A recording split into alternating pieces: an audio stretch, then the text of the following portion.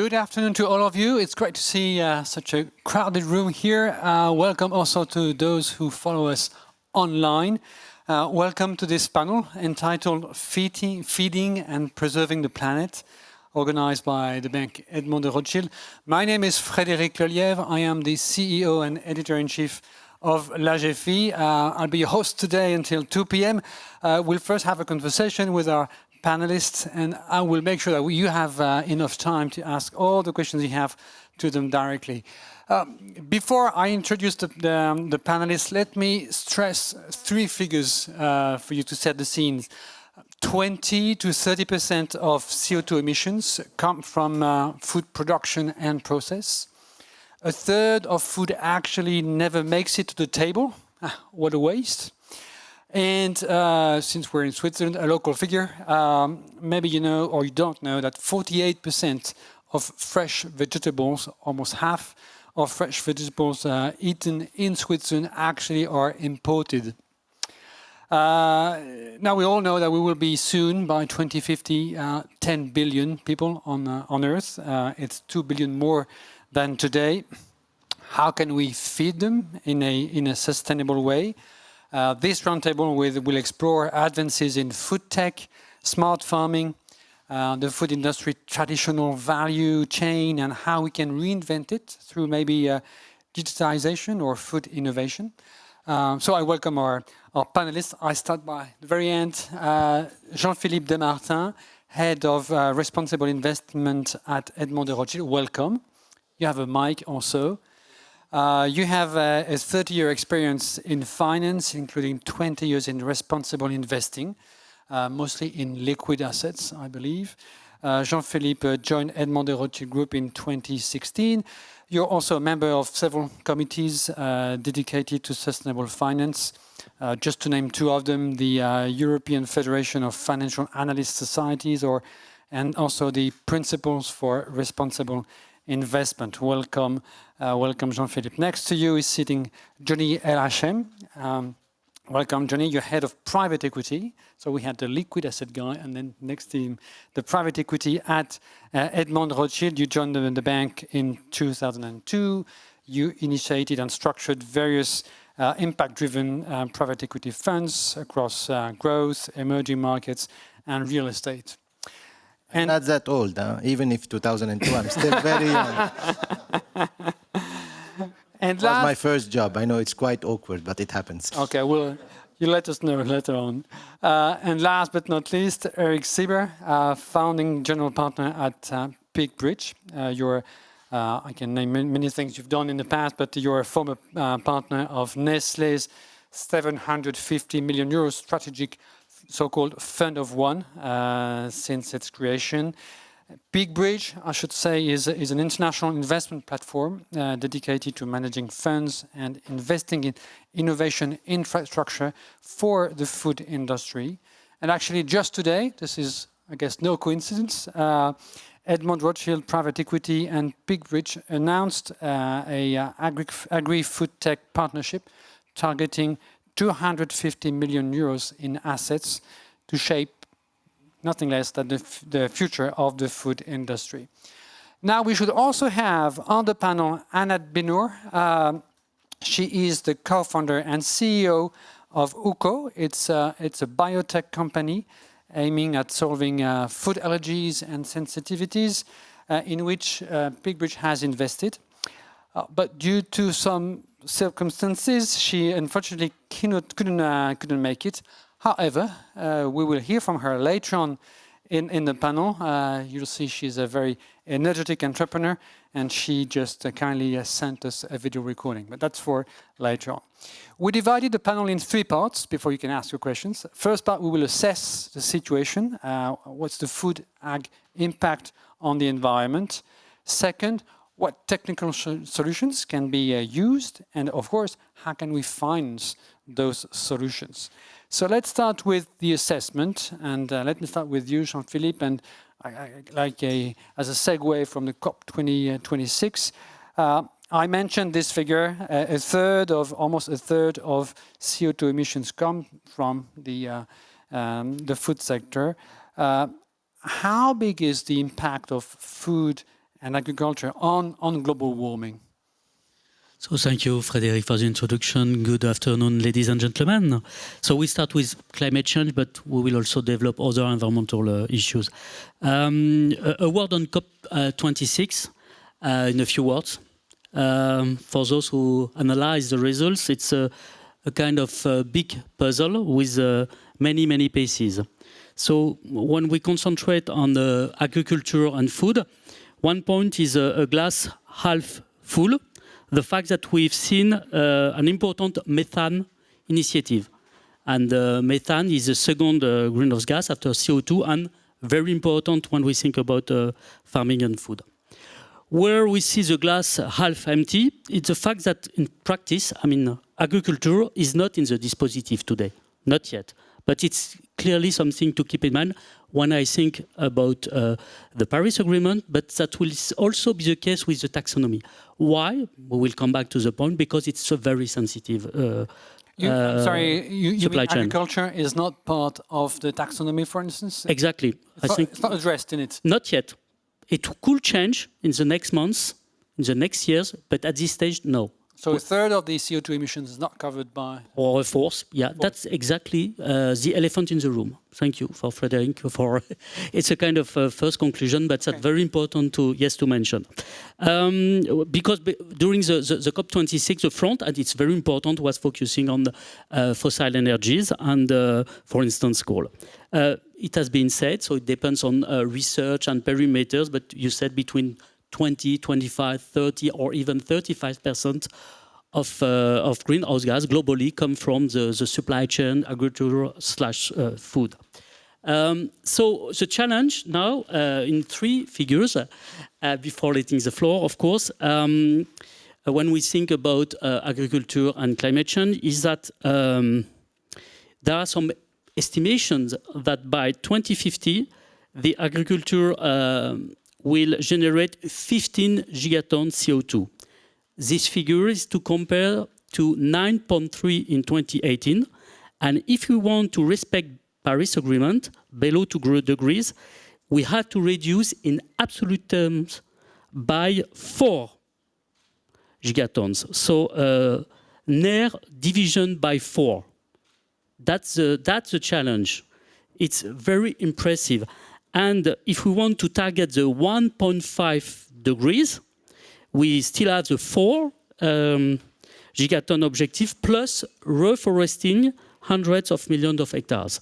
And last point to keep in mind, ruminant livestock, beef, cattle, and so on, represent 50% today of the challenge of global greenhouse emissions. So I stop there, but you tell me to give some pictures to address the table, if I may say. And just a quick follow-up, it's all having in mind that the population is still growing, so we need more Exactly, having in mind that with exactly the way we eat, human beings, 10 billion people, globally, we need an increase of 50% crops equivalence for all the humanity. Thank you very much, Jean-Philippe. Johnny, what's your take on this assessment? Yeah, before speaking about this assessment, we need to apologize because we're speaking about food at lunchtime, so sorry for that. But be assured... We're cutting our emissions by not eating. Yeah, but I'm not sure it's no, sustainable. That's not the objective. The objective is not to starve you. The objective is how to feed you sustainably. Yeah, so Jean-Philippe mentioned two things. He mentioned the importance of initiatives from one side, and how would this impact us on day-to-day. You know, I would never love to be in the shoes of politicians because at COP26 there is a lot of talks. Talks is a necessity, but we need to speak about actions. And I'm very happy today that there is a collective awareness that exists, and we've been taking a very long series of actions for more than 2 decades now. I'm 2 decades in this firm and industry. With Alexia over here, we've been doing insetting programs to reforest while generating commodities and food that we need on day to day. And that's something that we've tackled early on.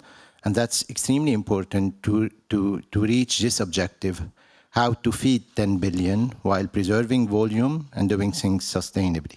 But this is not sufficient.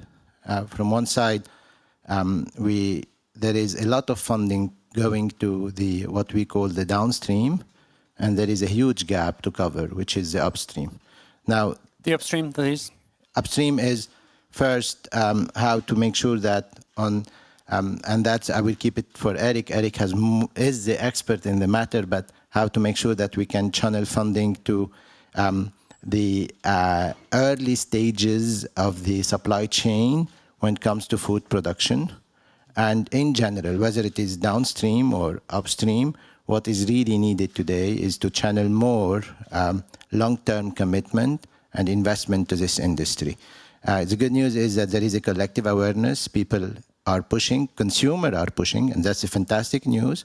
However, still there is a huge gap in funding, and to achieve this, you need to showcase and demonstrate sustainability, and in sustainability, profitability goes along. So both should live together. Thank you, Johnny. You mentioned sustainability, and we've talked about global warming. But when we deal with the food system, it's not just about global warming. There's also biodiversity. There's water. There's land scarcity. Our health also is at stake. We are what we eat. Eric, how do you assess the actual stress of the food ag on Earth at the moment? So we at Peak Bridge, we all come from the food industries. I've been 25 years in the food industry, of which 20 investing. But to hold out a little, I started my career on a 40-foot container truck in Cebu, which is an island in the Philippines, 25 years ago, selling cash on delivery, SQ by SQ products to basically Filipinos. And I spend a lot of my time in emerging markets, from Africa to Middle East to Asia. And I think when we talk about sustainability, what we have to think about is it's not about the 1%. It's not about the guys who can afford organic food, right? Or can say, I don't like GMO. It's about bringing not just calories, but nutrition to the entire population of Africa, Asia, Middle East, which is probably 8 billion from the 10 billion. Yes. Yeah. So I think this is something we should never forget. It's also an industry which is an industry of high volume and low margins because of this reason, right? Lastly, if we talk about politics, socioeconomic, also impact, and ESG is also about the socioeconomic, we talk about revolutions because food prices go up. So I think the first part I want to talk about, politicians, whatever, it's not just about the 1%, and we really have to invest to create products and calories and nutrition to the entire planet and not just to the privileged few of which we are part. Mm-hmm. And back to the point of the stress on Mother Earth. How big is, we talk a lot about CO2 emissions, greenhouse emissions, but the stress on the resources just to grow plants or animals? Right. I mean, you heard the number, many of you know the number, but one of the numbers which is impressive is that 80% of agricultural land is used to feed animals, which then produce 20% of the proteins that we need. And of course, this cannot go on, and also how we do the animals. But I think the real issue is that since the Green Revolution, we have been maximizing yield of calories and sugar to feed the population. And this we have to turn into maximizing for healthy nutrition for the planet. And the stress is enormous, as you all know. We cannot go on like this. And I think the only way to do it is through technology to produce better, smarter, going closer to the consumer. And yeah. Yeah, that's important, I believe. And it's about efficiency, It's not only about to change the way we do things or stop doing things. I believe we should invest massively to achieve more sustainability while keeping volume, but differently. And efficiency, if I may add, it relates to the waste. Yeah, for instance, figure, that the food that we throw away consumes. I've read this yesterday. I was really shocked. Consumes the volume of water of 3 times the Lake Geneva. So just imagine, we produce food, we don't use, we throw away. There is solution for that, and Eric can give you a real example of an investment that has been done to achieve toward reducing food waste and produce differently. So the footprint is gigantic, but the point that I would like to shed the light on when it comes to efficiency, we have another problem that we have to cope with is we're sacrificing arable land for urban sprawl, for instance. So we're expanding the cities and we're sacrificing our arable lands to do so. And thanks to COVID, we understood that the way we've been building cities is not the right way. We don't need to split offices from residential units. We don't need to build cities and while at the same time, we have abandoned industrial sites from industrial heritage in Europe that we're not using. Why? And sorry to say that, and if there is people in the room that would be offended, I apologize. But why? Because we're greedy. We don't want to take the time to buy an abandoned industrial site in the heart of the cities and take the time to remediate it. We'll sacrifice arable lands to increase IRR and make more money. And that's the real problem. And someone has to tackle this. And that Edmund Rothschild that we've been doing for 2 decades. So we're remediating lands to preserve agricultural lands and to build cities on cities. And that's the point that I would like to mention here, that luckily, and by being very optimistic, today the convergence of the matters, whether it is environmental, technological, urban, any issue, everything is converging and there is real solutions. And that's the good news. There is real solutions. We'll go back to the solutions. Yes, go ahead, please. Yes, regarding efficiency, one figure to keep in mind. If we keep the same practices we have today, with the 2 billion people we have to welcome in the next years and decades, it means in practice, if we don't change, that we will need to twice the size of India, 2 times India, to have a new land areas. So that's just a challenge. So we need efficiency. Land scarcity. And we have land scarcity. Thank you for stressing that figure. Before I guess we have now the assessment is done, and we need to move to the solutions. But just before that, I briefly introduced Anat Binur. She's the CEO of UCO, who couldn't make it. She's based in Israel, and she sent us a great video, which I'd like you to listen to. I asked him to tell us what UCO is doing, how important trust is in food innovation, and how she's working with those people, investors. Let's take a listen. Hi everyone, my name is Anat Binur. I'm the co-founder and CEO of UCO. UCO is a biotech company located in both Israel and the US, and our mission is really to solve for food allergies and sensitivities. I grew up in the US and Israel, and I really don't remember this as a kid. I did not have a child in my class with a food allergy or sensitivity, and today it really touches all of our lives in one way or another. And yet, despite the severity of the problem, there really is no solution. If you suffer from one of these conditions, the only thing you can do is really avoid the food. Or there are some drugs that have been developed for food allergy that are very promising in saving lives, but still are not a full cure and can be quite expensive. And this is really where UCO comes in. We've developed an innovative technology platform that uses very advanced artificial intelligence, immunology, and protein engineering to design proteins at the component level, such that we can keep all their good qualities, that's their biophysical, biochemical qualities, for example, how they behave later on in food, their functionality, and even therapeutic parts of the protein, and get rid of the bad parts of the protein. Those are the parts of the protein that really trigger an immune response in patients with these conditions.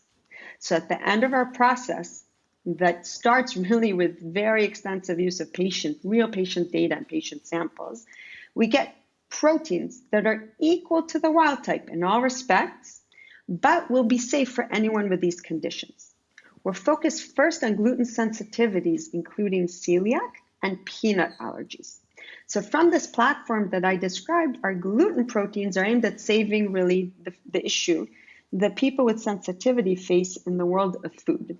And that is that if you suffer from gluten sensitivity, the only thing you can do today is really eat a gluten-free diet. And often this can be challenging, both because of price and that sometimes these products can be less healthy. So where UCO comes in with our gluten proteins is that we are making gluten that's equal to the regular gluten, but will be safe for people with sensitivity. So with our gluten, you can make and bake incredible pizza, bread, pasta that everyone can eat. So imagine your favorite bakery, wherever it is in the world, you could walk in there and replicate everything that's there for people with sensitivity as well. On the food allergy side, we're actually developing a new drug. Our peanut proteins are focused really on the drug world and on creating a new and safer and hopefully better drug for people with food allergy. Our approach will be true for any protein-based allergy. It includes food allergy, environmental allergies, and animal allergies. So I think UCO is really an example of the way you can harness today interdisciplinary, very edge technology to solve deep human needs and to really merge in an important way the worlds of health and food.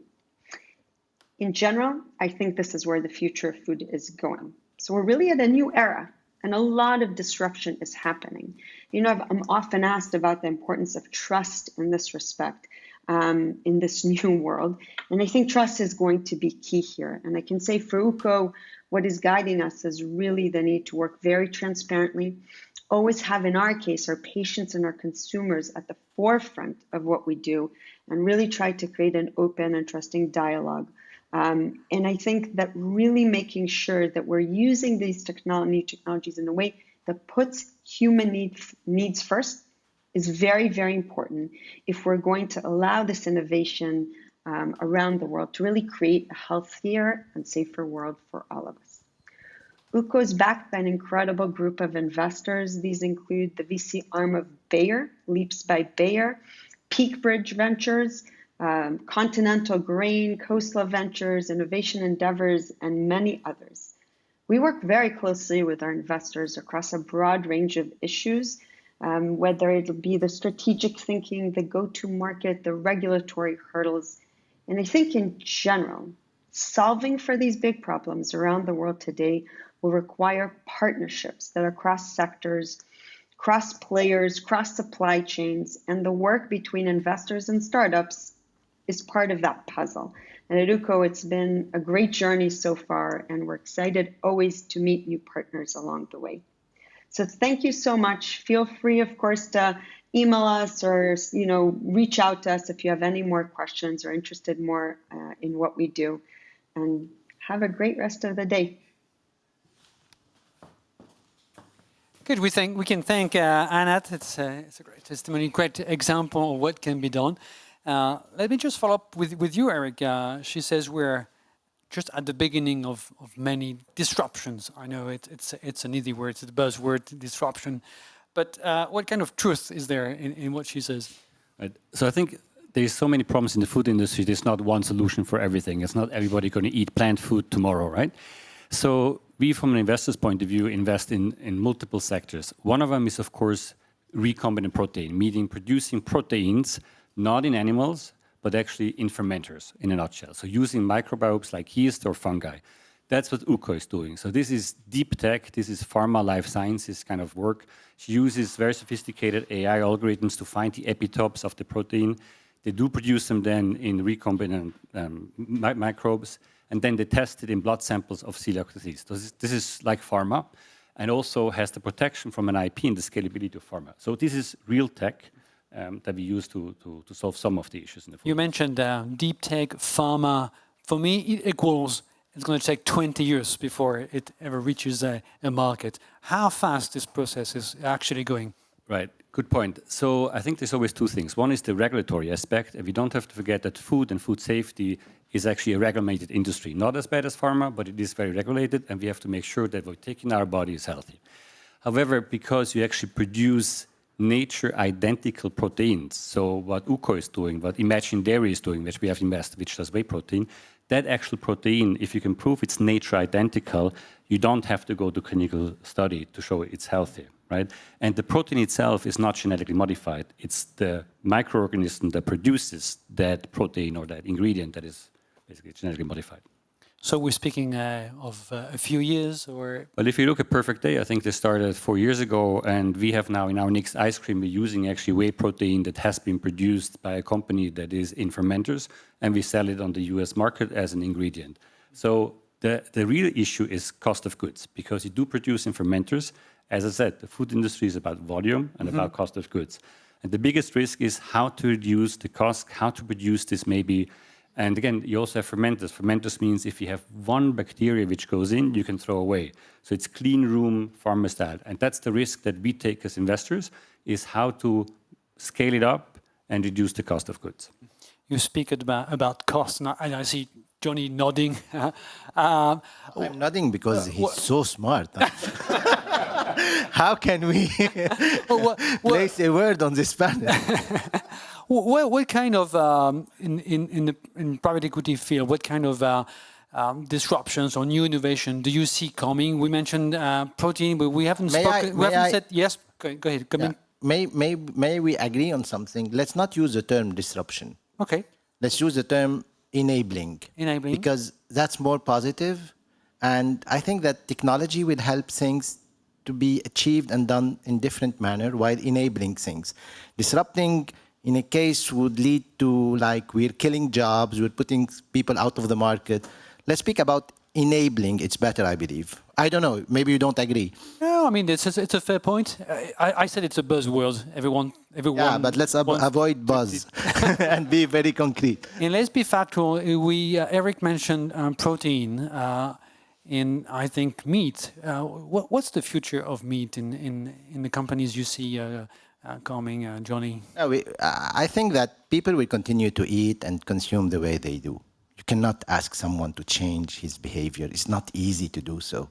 However, you can rationate. You can do things differently, but to practice exclusion in general, it doesn't work. So you need a basket of solutions, and luckily enough, there is a basket solution. There is ways to achieve this, and what we're seeing from private equity, yeah, there is. Here, I'll be using the term buzz. There is a huge buzz around these, how to call them, these non-meat steaks and other alternatives. Fine. We can name a few. The Beyond Meat. I won't name any, but but we see that there is a basket of solutions. There is no single solution. And when I say this, what is really needed is to put back, and I'm a financier, I'm not as smart as this gentleman. I know how to manipulate figures, and it stops here. What is really important for we, the asset owners, is to understand two things. First, it's about time to put capital at work and put capital at the service of the industry. Let's stop just thinking about speculation and short-term returns. Because all of these projects requires research, requires men and women at work that will be working very hard to identify these solutions. So it's long-term, basically. Absolutely. And luckily today, there is this collective awareness, and there is people willing to do things in the right way, in the right direction. And for once, regulation is helping. Jean-Philippe mentioned that agriculture is not part of the taxonomy, but the regulator took very good decisions on stopping greenwashing through the Sustainable Finance Disclosure Regulation, SFDR. And we're aiming with this fund to do an Article 9 fund on purpose, because we really want to be very genuine about what we do. And just some figures, you know, today the industry of private equity, the private equity investors like us, have at their hand 2,300 billion, so 2.3 trillion of dollars burning their hands to be deployed. And what we're seeing that this cash is going into very large transaction, what we call the large caps, with very high leverage, increasing multiples, and preparing a future problem. And where is a gap, we don't see too much going to the early stage where we need to kill this gap while emerging new technologies and new projects. We'll get back to it's a good point, thank you. We'll get back to this funding issue in this third part of the panel. I'd like to hear more from you on what kind of solutions are there? We heard the protein solutions, but I mentioned the waste, and there's this, I mentioned also smart farming in the introduction. What kind of solutions can you tell us about? Yeah, there is still again with the efficiency story, what we name by precision agriculture. It means using less and less input. So one example, when we think about listed assets, is John Deere, number one, agricultural equipment. And they're at the front in order that we can target the objective of reducing by 50% usage of pesticides in the next years and next decades. It seems simple, but it's so important to have that in mind. I would like to come back to what has been said. Yes, at this stage, agriculture is not in the taxonomy, but it shall enter the taxonomy. Why? Because now we have a better visibility regarding the agricultural policy of the EU. It has been announced this week for 2023-2027 for the next 5 years, with something like 380 billion euro on the table, so that's not nothing. And with the announcements that around 25-30% must be dedicated to sustainable farming / organic and so on and so on. So there we could see agriculture much more present in the EU taxonomy. Yeah, regarding the solution, I would love to share with you a couple of things that we've been doing for the last 20 years. Technology is a must, and what Anat mentioned about the interdisciplinary approach between biotechnology from one side, agri-tech, and technology at large, and digitalization, I leave it for Eric. He's the most knowledgeable person about. However, what we've been doing as well, when it comes to farm to fork, if you take you all eat here unless there is allergies, you all eat cashew nuts, right? So cashew is produced in West Africa. The trees is in West Africa. It has the form of an apple. It travels to Malaysia or to Vietnam or somewhere in Asia. We do what we call the trituration, so to take the kernel out of the apple in Asia. Then it travels back to Europe or to the US to salt it and roast it. So imagine the carbon footprint and imagine the social disaster we're creating. We're depriving the people in Africa from their right of the value added when we transform a cashew nut that we buy in heavy euros and dollars here in Western Europe and in the US. And wonder why we will be 12 billion on the planet if the African will continue to have the number of kids that they're planning to have. What shall we do? We need to invest in Africa. Because as well, we're an aging population here. We're screwing under debt. And whenever there is a problem, the only solution governments are giving is more debt in the system. Someone has to pay back this debt. And we listen to politicians saying that halt to immigration. How they would do that? We need immigration. But we need to invest in Africa to increase the life well-being of these people. So it's not just about the supply chain. Absolutely. That's what we've been doing at Edmond de Rothschild for 2 decades now. Saving the arable lands in Europe is a must by revitalizing the soils and regenerating the urban practices. That's what we've been doing on the downstream. And it's their job to help us achieve on the upstream. It's up to you, Eric. That's your job, Eric. And Frederick, now you know why we're going to be together, because he's as passionate about what Edmond Rothschild is doing as we are passionate what we do about Foodtech. So thank you very much. We'll be passionate together. Together. So I mean, that's why we are together now. It's really fascinating. Well, maybe it's just some more about actually food. So food is very simple and very complicated. And as I said, we basically bred everything to yield, right? So what we do is we actually breed everything that we eat for yield. And then the immune system of the plant or the animals becomes very weak. So we sow, insecticides on them, we sow antibiotics on them. So this supply chain has to be changed somehow, right? And as I said, there's multiple solutions. And I can say so we do also invest in what we call novel farming, but in very specific products. So what is this? So for us, for example, a company that we invested which really shows what it is if you look at vanilla, actually consumers want natural products. They actually don't want kind of the Frankenstein food, right? They want to have natural products. They don't want to have synthetic. They want to have it from factory. They want natural. Vanilla is the biggest flavor in the world. 95% is synthetic, meaning produced in factory from an oil byproduct. 5% is natural. Most of it comes from Madagascar. Now, why it's only 5%? Because the supply chain is so hard. We never know if next year it's going to be supplied. Vanilla is actually pollinized by hand, each flower. Then you take the bean, once it's ready, and they actually dry it for 6 to 8 months by hand, by turning. So it's a very complex thing. Climate change is affecting it. So we've invested in a company that found, number one, a way to grow the plant in greenhouse through precision agriculture. which then we can farm out to any farmer, give them the technology, and we buy these products. So we can go to Portugal, to Spain, actually produce Sunlight vanilla. But then also they have a process which is IP protected by the Weizmann Institute to double or triple the vanilla content when you dry them. And this is the real IP. So this will not actually compete with the farmers. This will increase the natural supply of vanilla to the industry so that the Nestles of this world can actually plan and know they have natural vanilla. The Madagascar vanilla will always be the prime thing. But at least there is a way to go natural. So this is what I call precision agriculture. It helps climate change, it helps natural, it helps farmer, and again, it saves water, saves energy. Thank you very much. So we've talked about efficiency, this innovation. I'd like to hear you on food-related diseases, and it's more nutrition than just eating.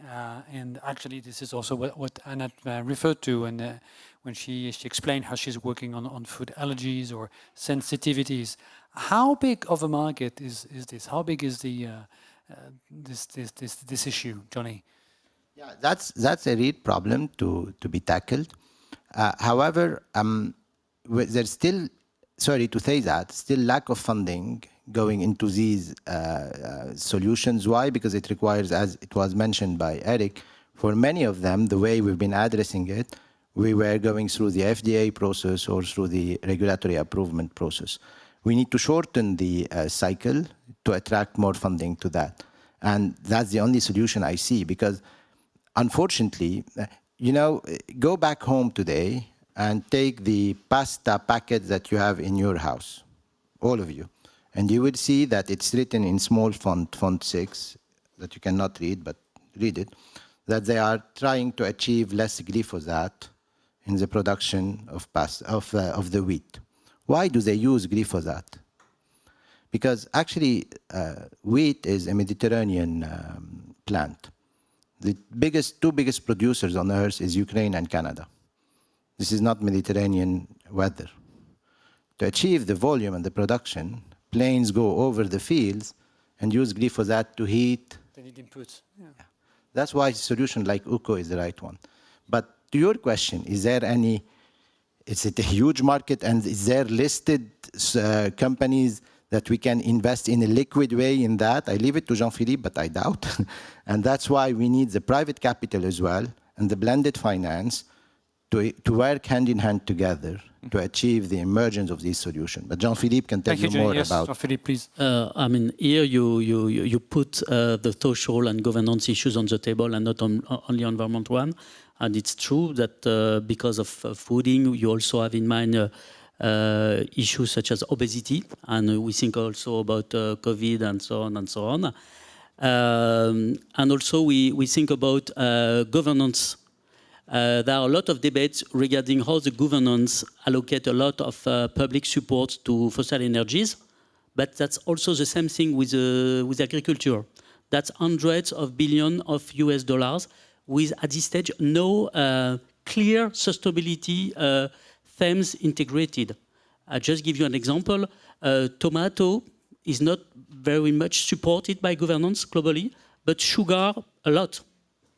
I'll let you with this, of course I could give you the figures, but that's a question of health, which is beyond that. So that's something to keep in mind also.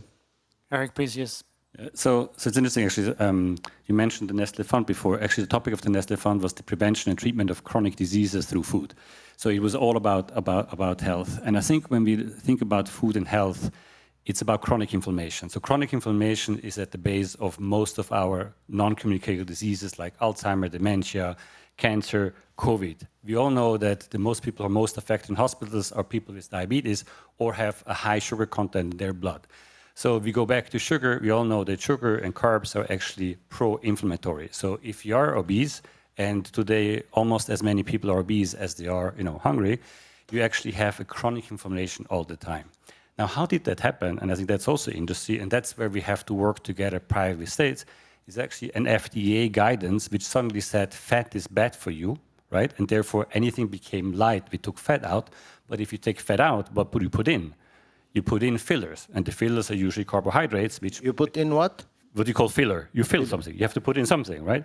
So you put in usually carbohydrates, and that's sugar, and therefore this whole epinomy, you can say, is actually based on FDI guidelines from the 60s. So again, That's why I'm overweight. that's exactly because of the dessert of the Lebanese dessert. But so I think we always have to think food, it's taste, it's social, it's being together, right? And so it has to be natural, but it's also technology. It's a complex field. Everything plays in together, and therefore that's what I meant. There's not one solution to everything, but we have to work, we venture capitalists, you know, the private equity industry, the governments. We are, for example, a member of EIT Food. EIT Food is an initiative by the European Union, which is a private public partnership with 70 members. The 70 members include Nestlé, Danone, Givaudan, Barilla, Bühler, EPFL, ETH Zurich, Cambridge.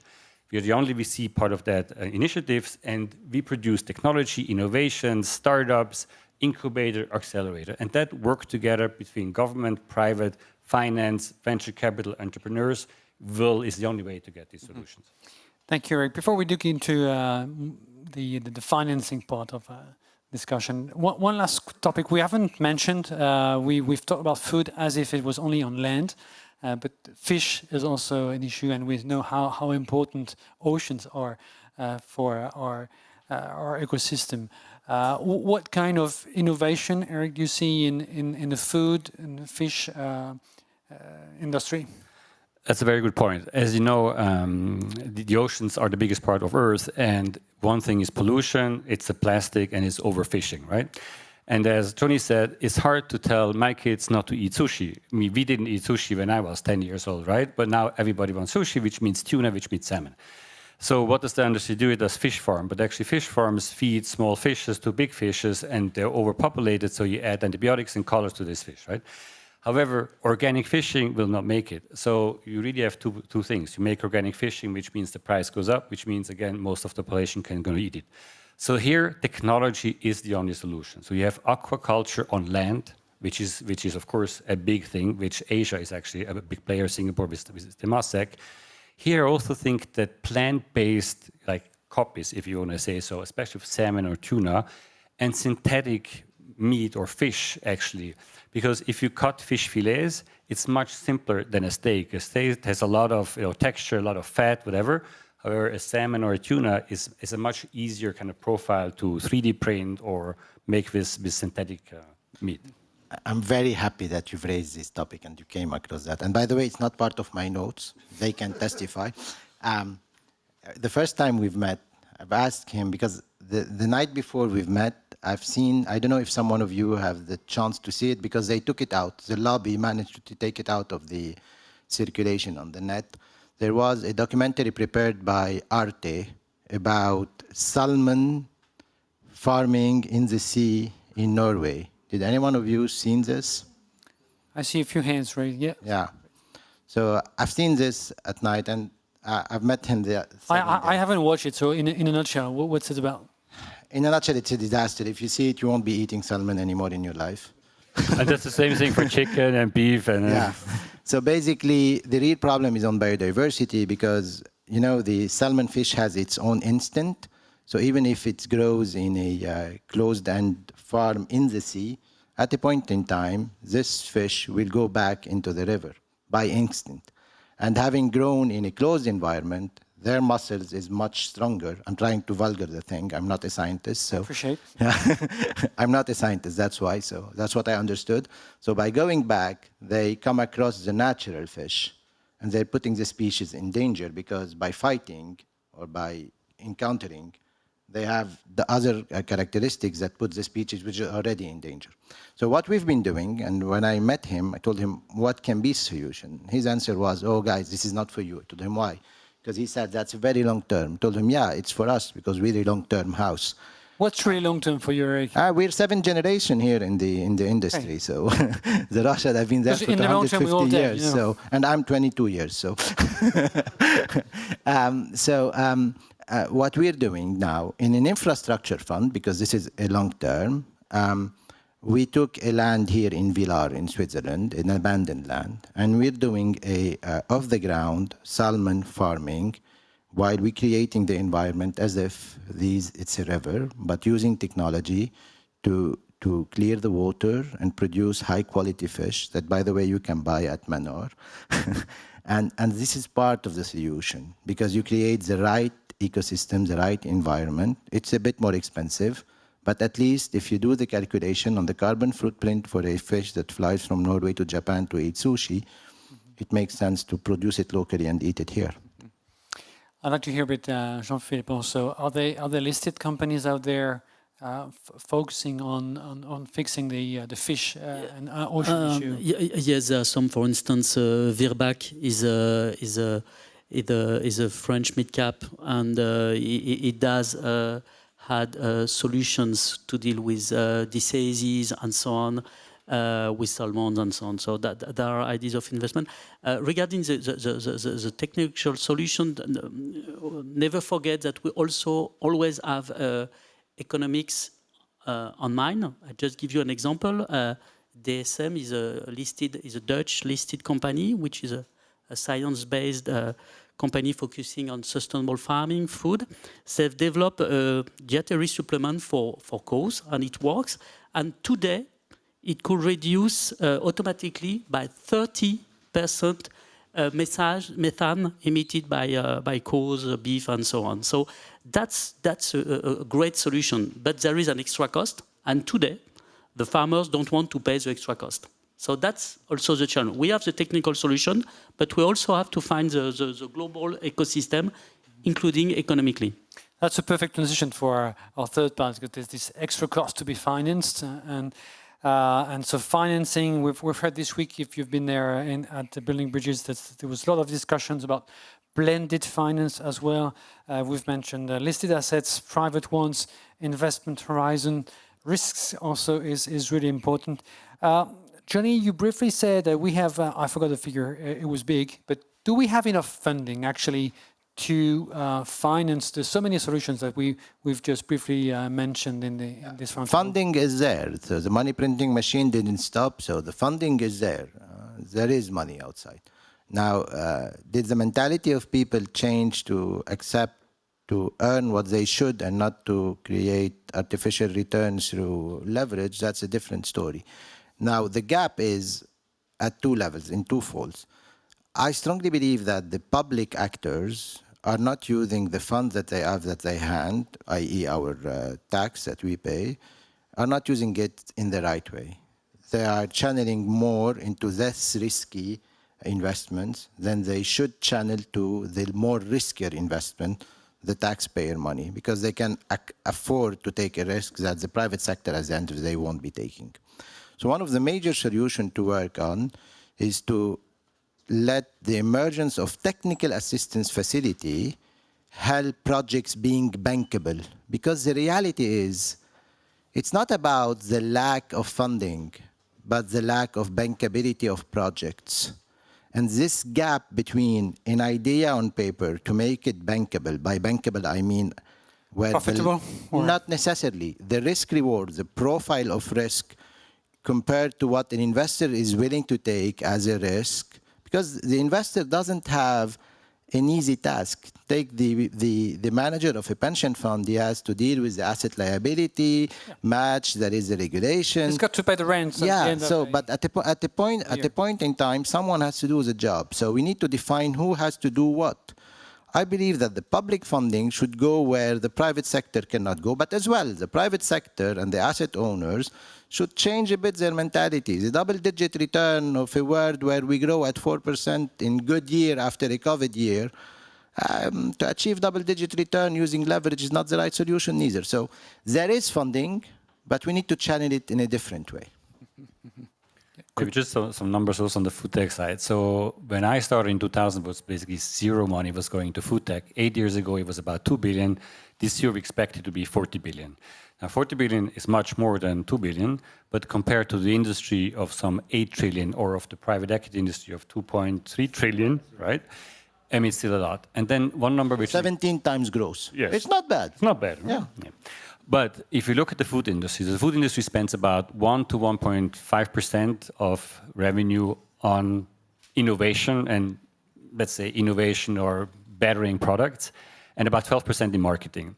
where the tech industry spends about 12% in research and about 1 to 2% in marketing. And this is really the funding gap that I think is seen. This is our channel as venture capitalists, but this is where the funding gap comes. And as you say, a lot of active investors ask the Nestle, Unilever, Danones of this world, and you see all the CEO changes, to become more profitable, which means slashing budgets. And what you slash? Long-term budgets, R&D, right? Again, for us, there's a chance. They will. You're alluding to Emmanuel Faber eviction, For example, or Unilever, or many of them.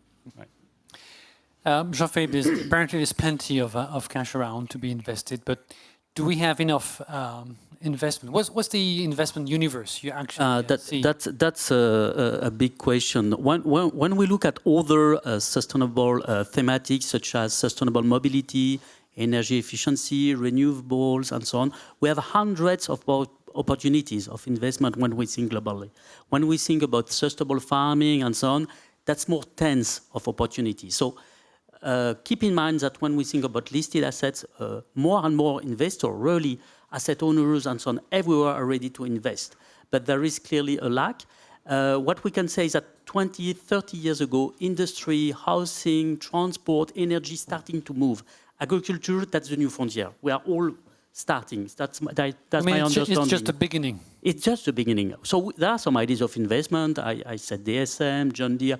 I could quote, for instance, Bonduelle, a French mid-cap, which is producing 100% vegetables only. That's also the question with bonds, because that's the story with equity. But with bonds, we don't see so many green bonds dedicated to sustainable farming, or SDGs bond with a part dealing with sustainable farming or food. That's the beginning. I think we are going to see an acceleration. I give you an example because I'm sure in the next years we will have some sustainable farming bonds from countries, sovereign debt, or areas, regions like in Switzerland or in France, dedicated to that. I'm sure that we're going to see a strong development. But at this stage, there's still a lack when we think about listed asset, whatever equity, small, mid, large, or debt.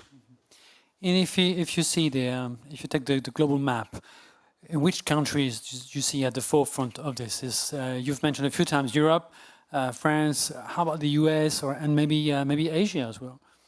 I think also Israel is very present in the dispositive. Japan, I could also add.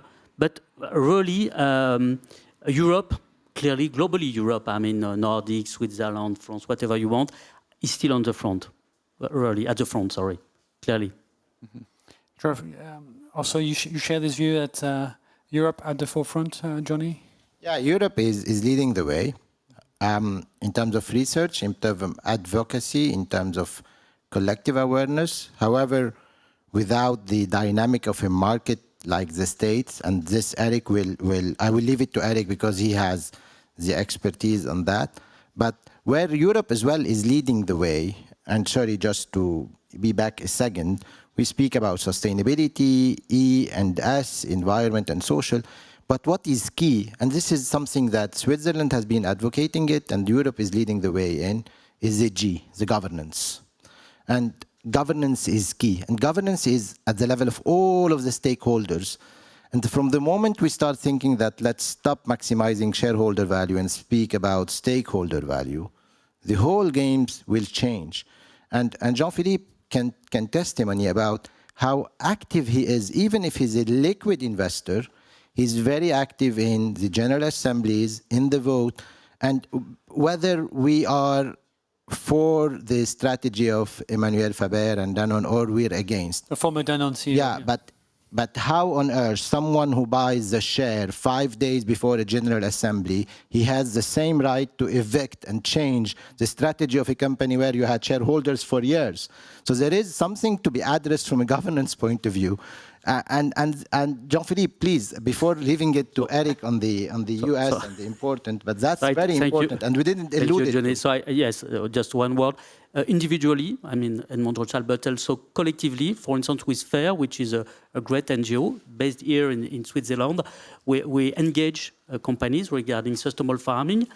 So the priority is targeting food industry, but also food retail. For instance, we are doing and Monrocha directly with Carrefour today to have more products, protein for the consumers and so on.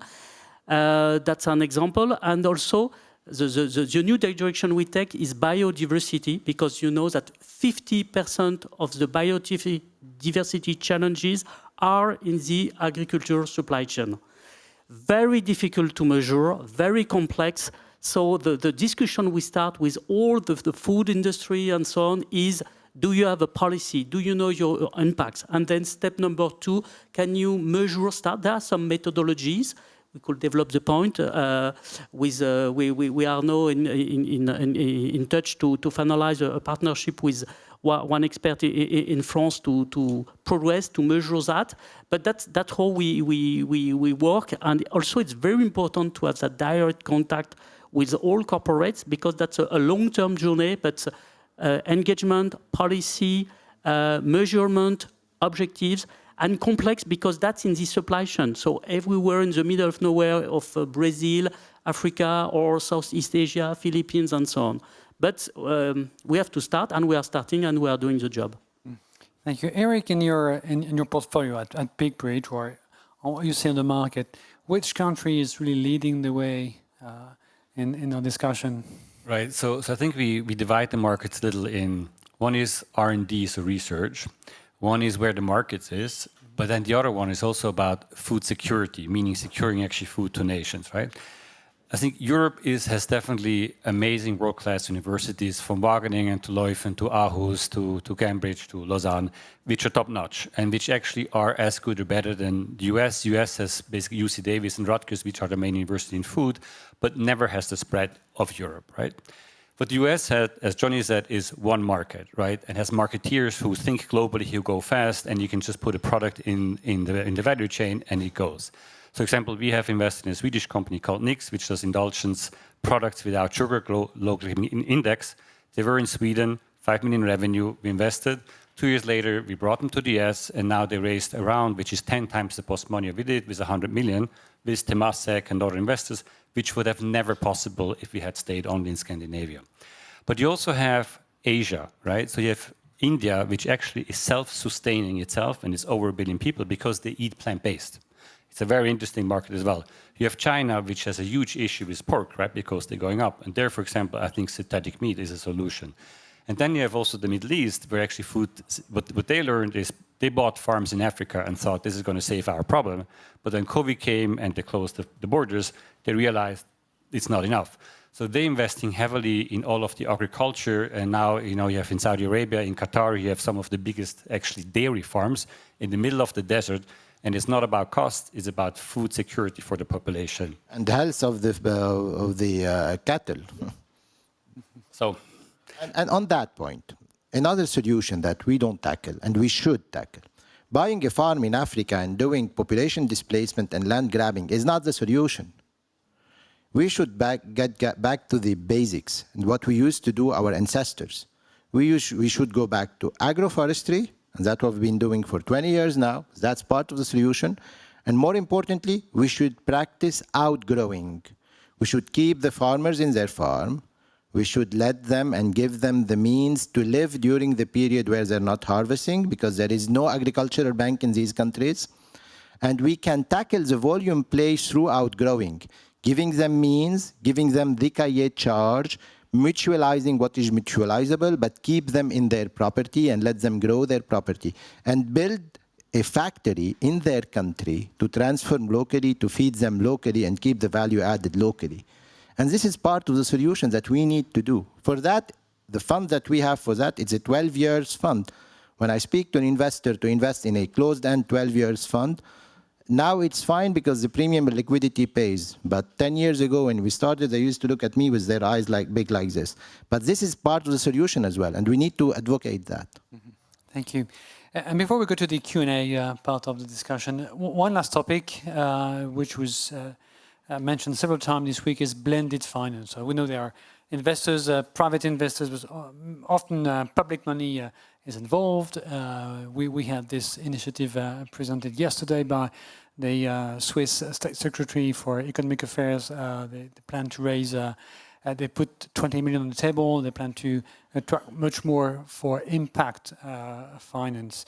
How do you work with blended finance? Maybe start with Johnny. As far as we are concerned at Edmond de Rothschild, for almost 4 billion Swiss francs of assets engaged into sustainability and impact, I can tell you that we have, and speaking under your control, Carlos, around 400 million, so 10%, that comes from what is called DFIs, Development Financial Institutions. That's not enough, but it is good. Not enough because in volume these guys should do more. However, These guys, you mean? The DFIs. Yeah, not to name them, but they're doing a great job, but they can still achieve more. The problem is that they are too bureaucratic. It takes a lot of time to engage with them, but as well, it brings a credibility to the other investors because when you go through their moulinette of due diligence, you're more credible. Nevertheless, what is needed from their end as well is to be less strict on the early stages of the investments and accept to take certain risks that they can take. It's not about the quantum of money that they are engaging. It's about how to channel and what type of risk would like to take, to leave the space as well, to de-risk from one side and leave the space more for the private sector to be engaged better as well. Thank you. Yes, Jean-Philippe. Yeah, the good news when we think about the financing and the client is that all kind of clients are today interested and impassioned to invest in sustainable farming. Institutional investors, but also retail, family offices, so all are ready. We personally in Listed Asset, we hope that we will have more and more IPOs. I mean, because we at Edmond Rothschild invest in small caps, not only in blue chips, and we have an internal proprietary model, so we can capture in the IPOs, meeting the management and just check that we have no social or greenwashing and so on. So we are ready to do that. So optimistic for the next months and next years. Thank you, Jean-Philippe. Eric, any view on blended finance? Yeah, sure. So as a fund manager who raises fund, right? So we are entrepreneurs investing in entrepreneurs. And so actually, so far, our investors have been entrepreneurs, meaning single family office and corporates, right? One of the reasons also to work together with Edmond Rothschild, which is a family-backed institution, again, very entrepreneurial, right, is to bring the institutional clients. Because to grow, you need institutional investors. I do think that the European Investment Fund is doing a good job in this sector, and they have invested actually quite actively in that sector. And I know that they have many projects also with the IT Food Together, of which we are a member, to increase this.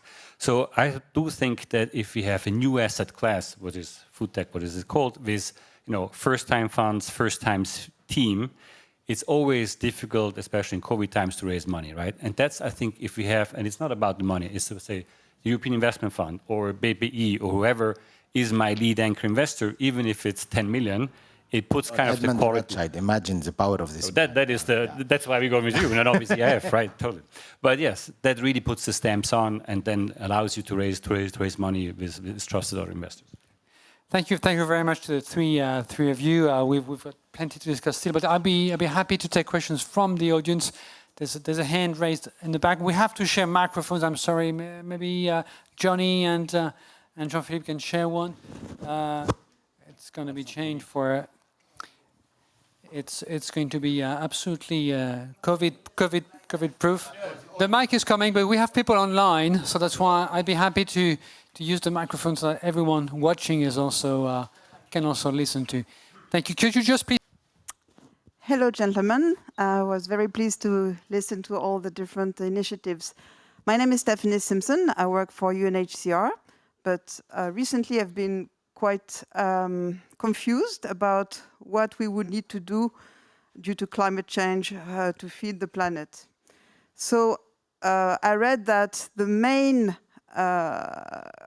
causes of global warming are due to production of electricity, agriculture, and then to, of course, lesser extents, real estate and the industries. And the effect, of course, of global warming is that the oceans, that is mainly the phytoplankton absorbing, its natural way of absorbing the CO2, is not anymore capable of doing so, and the acidification of oceans means that plankton, which is the main food for the fish is disappearing. So the first chain here of the alimentary chain is slowly disappearing. Also, 1 out of 10 inhabitants on the planet lives on cities by the shore. By 2050, what I read again is that with the rise of the oceans, all these people will have to migrate inland. So my question is, don't you think that that's, at the micro, at a larger scale, the issues is really global warming and how to tackle this issue of the disappearance of plankton in the oceans? Sorry for this. Thank you for the statement. I'm a bit confused. And the question, but it's true. We talk about food system, not just. You raise a big question. So there is no one big answer. Sorry from my part. What I can tell you is that you raise the question of urgency. There is one decision positive which has been taken at COP26. Before COP26 and the agreement of Glasgow, the update of the national program was due every 5 years. Now it will be due every year. So it means that the next rendezvous is end of 2022 to take into account what you say. I'm not going to develop because you're right, but there's so many things to deal with and a mix of solutions. Two important remarks. There is what the public sectors can do, the government, what the private sectors can do, and what we as citizens we can do. We must be all aligned. That's important to keep in mind. I just quote 2 examples. As citizens, for us, it's not a question of technology, the solution, it's behavior. So food waste, 25% of the food is wasted, perhaps 30%.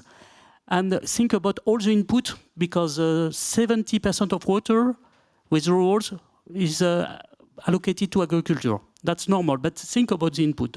I think that's something we can do. Another example, very concrete as citizen. Food is health and food is pleasure. That's very important. So here the question is not to say we're going to stop eating ruminant meat. But one figure, just to give you an example, if 20% of the population, so it means Europe, Americas, were reduced by 40% or ruminant meat, for instance beef, so it's not stopping, it's just coming back to 70 years ago. Our parents were not, our grandparents were not unhappy with that. We are online to deal that. So I've been perhaps a little bit long, but just to give you some partial answer to your big question. Thank you, Jean-Philippe and Johnny. Do you want to add something? Or let's take another question. Yes, the gentleman. Barthélemy Elg, Borealis Foods. When are we going to see a sustainability rating on packaged food? It started. Well, I haven't seen it really. Our product at Borealis Food have been rated as the most sustainable and affordable source of protein in the US. But I haven't seen a life cycle assessment that is recognized globally and that shows up on products. Rating, that's a good one we haven't discussed. I've read that it started in Switzerland. Maybe I'm wrong, but that's what I've read recently. No?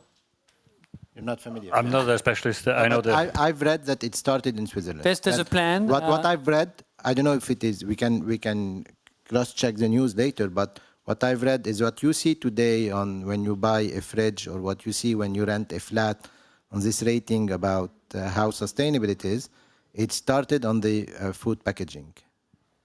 But Bart, is also the answer we had before. I think there's 3 levels, right? What can I do as a person, right? What can we do as kind of Peak Bridge, which we do, and what can the state do, but the regulation, right? And that's typical something that regulation has to do together with the industry. It's the same thing with the oceans. To whom belong the oceans? To nobody, which is the issue, right? You need regulations on the ocean, but who can do this regulation and who is going to actually listen to it? And I mean, we can vote, which is fantastic, but we actually vote mostly with our money, right? So if you buy, as you say, organic salmon, which you buy more expensive, or the salmon that you invested from the Valle, which is even better because it comes actually close, this is when you really vote against something as well. So I don't have the solution, Bart, but I think we have to work together with the government to pressure him from an industry to do these things. as you mentioned, acting individually, but we need to be informed, and it's if we don't such But a the rating. awareness is there. Let's remain very positive, guys. The awareness is there. We're progressing. I remember 20 years ago, we were not invited to panels. Today, we're managing to see how we're going to make Today all you the are panels. organizing panel. Thank you very much. We have time for other questions. There's another one. Yes, thank you. The gentleman over there. Thanks a lot. Dominik Breitinger from IPWL. I'm the HSC, Enterprise for Society. Maybe I came in late, so maybe I missed it, but we didn't talk much about affordability of food. I think we all love to buy organic, local, etc., right? But You missed it. I missed it. We briefly touched on it, to be honest, just briefly.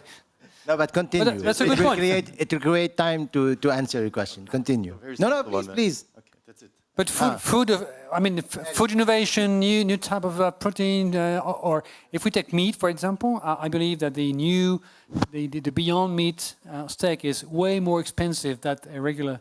Let Eric regular tell you one. about this Austrian company he invested in, about the sensors. Which one? Sorry. The Or bisque. Oh, Yeah. that's food waste. Okay, but that's not. Okay, let me talk about this. But first, Food price. to your answers. I started with saying I lived a big part of my life in emerging markets, and of the 8 billion people, about 7 or 6 are actually living in emerging markets, and therefore, the 1% solution of perfect day organic food is not a solution to them. So we have to innovate, and we have to go more to plant-based food. We have to do locally, like the moringa example. Totally, I'm with you. We cannot just innovate whatever, but innovation always is costly. Therefore, you usually start at the premium segment, which is here, right? And then you hope that innovation goes through. And you have to work also a lot with Africa and a lot with Asia and South America, and especially South America, which cuts the forest, right, to grow soya to actually feed American beef, which is completely crazy, right? So again, I don't have the solution, but it's important that we always think of the 7 billion people that really need to be fed nutritionally and sustainably. And we do our part to that, and Bart with his protein noodles, there's also one part of that. And I think more interesting is actually a company we invested called Eevee. So Eevee, what they do is about the ocean. So when we eat omega-3, so fish, they eat krill, and which then eats algae. So we took that algae, and we actually grow that algae in the desert, in huge fields, which only consume the water, the salty, dirty water, consume the sun, produce oxygen, and even turning actually the farm is done with gravity, so no additional energy involved. What this algae produces is 60% lipids, 40% proteins, completely vegan. And the lipids is basically omega-3, which is 50% higher absorption, where we have matter patents, completely produced again in the desert with like a positive impact. And the protein, interestingly, to go to your thing, the source of everything, is so rich that it's basically at the level of meat or egg protein from an amino acid profile, which is really what you're looking for and which soya cannot give, right? Now, this protein is a real solution, vegan, produced in the desert. I don't know what better you can do, right? And this is where we come in. But then we start selling this, and then you need the Nestle's of this world, of course, to take this up, to go to Nestle Health Sciences, to But the clinical end nutrition. product, how expensive is the end product of this? Is it competitive with? Yeah, we sell it direct to the consumer in the US, so you can buy it as a supplement. It's and no the more same thing. expensive.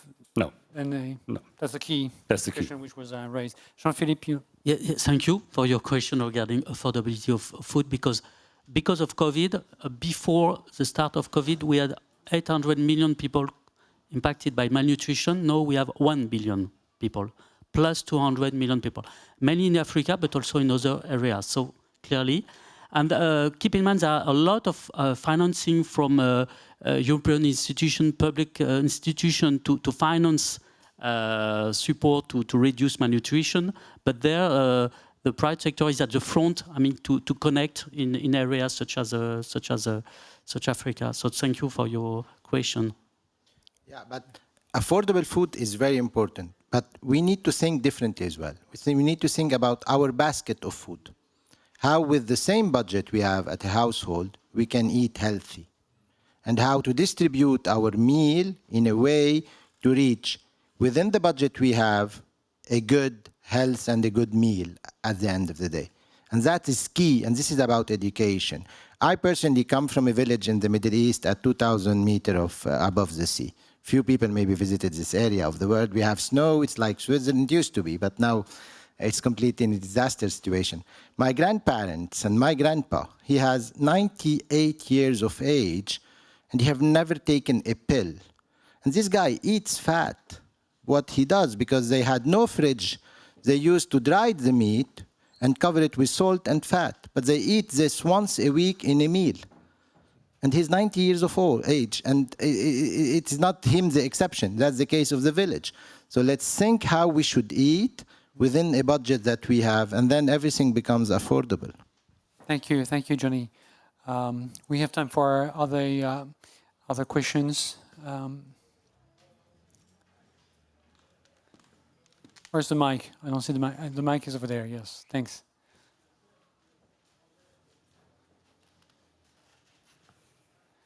There's a. They are hungry, huh? They are hungry. We're a bit ahead of time. I just want to then ask a last concluding question. We briefly mentioned trust, and it's great to have food innovation, but we've seen how reluctant people, in particular in the developed world, and in Europe, to adopt GMOs and this kind of food. How can we reconcile those people with the future of food, Eric? Yeah, that's an interesting question, and it's a very European question, right? First, I think the industry did a very bad job in naming it genetically modified food, because who wants to eat genetically modified food, right? And most people don't realize that natural breeding is genetically modifying food, and that every corn we eat and every milk we eat is genetically modified, and every dog it used to be a wolf, right? So that's the first part. But I think there is no way that without, let's say, CRISPR technology, at least meaning not inserting from a different plant or species into another one, but actually use the genetic pool of the plant to have plants which are more climate resistant or more nutritious or more tasty also, we shouldn't forget that, or can grow under different climates. Now, as we said, luckily for the world, 7 of the 8 billion don't live in Europe. And the South Americans or the Chinese and Asians actually don't mind about having food which is better for them, first as long as they have food and as long as they have nutritious food. So I think you cannot feed the world by organic food. It's not going to happen. That would be my solution. Thank you. And before we wrap up, if we see, again, we have this panel again in a year from now, what will be one change that you hope to see that will make things a bit different? Let's start with Jean-Philippe. The trend is positive. I mean, here in Switzerland, you have a company named Givaudan. There are more and more producing natural additives. So it's perhaps a European story, but that's a concrete example of the dynamic. Of course, organic food is not the 100% solution. I think we will, for Europe, go up to 30%. And this figure is important when you think about 30%. All the people will tell you that this 30% is important also for biodiversity. If all lands and seas were under biodiversity protected, that's the best way to reduce the risk of the extension of life. So, of course, that's not all the solution, but 30% is better than zero and a good step. I thought you would say that in a year from now, agriculture would be part of the taxonomy. Do you think that this is a challenge possible? In 12 months from now, it will be included? There are so many political discussions now regarding natural gas and nuclear for the taxonomy. That's a calendar for 2022, so I will not bargain €1. 2 years from now. Okay. But perhaps 2 years, yes. Okay, thank you. Your wish, Johnny, for if we meet again in a year from now? Yeah, 25 or 20 years ago, speaking about tax evasion and kicking out a client from a bank because he's not compliant, it was like something unimaginable in an industry in Switzerland like the banking in Switzerland, right? But today that's absolutely normal, and we've done the job, and we should be very proud of doing that, right? So the thing that I wish that we live in a world where there is a collective awareness that has been created. We live in the world where the new generation is pushing toward more long-term approach. For next year, what I sincerely wish is not that the asset owners invest in sustainability. What I sincerely wish is that the intermediaries, being the banker, being the lawyers, the trustee, the advisor, has a strong conviction about how to advise and what to sell to solve the problem and push asset owners and wealthy individuals to be more engaged and less into speculation. Thank you. Eric, your wish? Yeah, I'm going to have a very personal response. I really hope that my children, Ken and Selma, and your children keep on pushing and increasing their pressure on us to make the world a better place, and that climate change is on their top mind, and they really make us change. Eric Sieber, thank you very much. Johnny El Hachem, also Jean-Philippe de Martin, and for all of your questions. And it's time for lunch, I believe. Thank you very much, all of you, for your participation.